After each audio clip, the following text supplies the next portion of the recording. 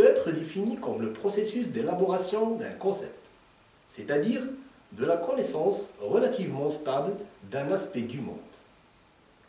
Qu'est-ce que la conceptualisation? Opération cognitive par excellence, portant sur les perceptions et orientée vers la sémiotisation.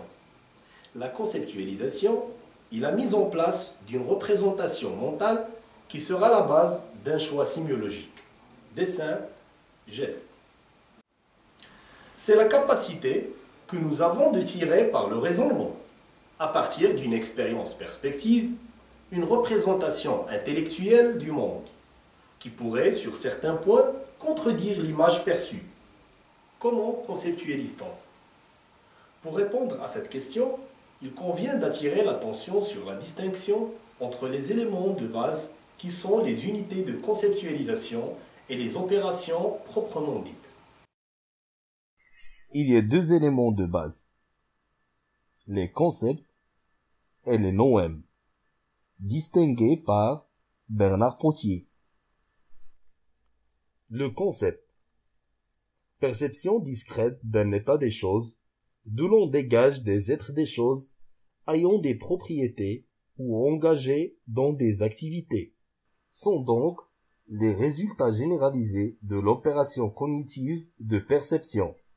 Noèmes sont les représentations relationnelles qu'a le sujet du monde où il vit et des concepts qu'il perçoit. Les représentations se constituent des relations fondamentales repérées par le sujet dans l'espace et le temps par rapport à la position occupée par ce même sujet dans l'espace-temps et dans la notion ou prise de position. Chez Piaget, la notion d'invariant opératoire n'est pas intégrée à celle de chaîne. Elle concerne surtout les propriétés de conservation de l'objet en mouvement des quantités discrètes et continues.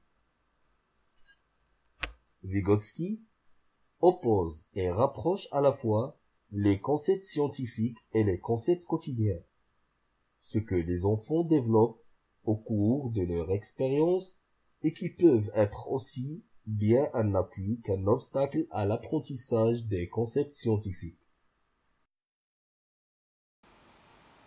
La trame conceptuelle représente la mise en relation de chacun des concepts d'un domaine entre eux, dans une appréhension de type réticulaire.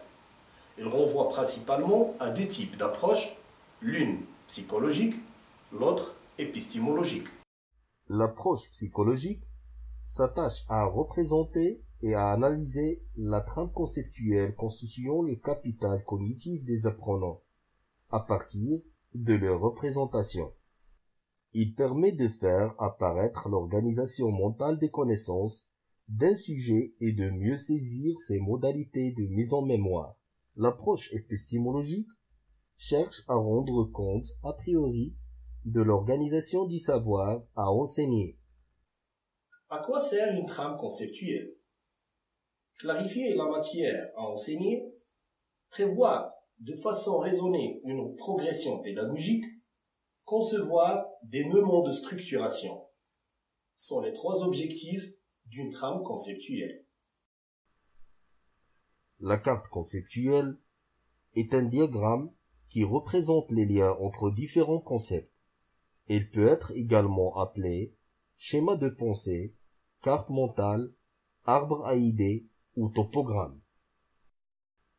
Il y a deux types de cartes conceptuelles. Les cartes en forme d'arbre, plus rapides à établir, mais limitées. Et les pratiques de les utiliser pour analyser et mémoriser un texte, clarifier un projet ou encore associer à un vidéoprojecteur pour la prise de notes ou la synthèse des idées en réunion. Le deuxième type de carte conceptuelle, présenté par le professeur Rémi Bachelet, c'est les cartes en forme de graphe. Ce sont les vraies cartes conceptuelles ou concept map. Elles servent notamment à l'apprentissage. Et pour éclaircir et conceptualiser deux aspects fonctionnels qui caractérisent tous les phénomènes d'adaptation, au sens le plus général du terme, Jean Piaget a proposé deux notions, l'assimilation et l'accommodation. L'assimilation désigne la propriété qu'a la vie de transformer en ses propres substances des substances ingérées.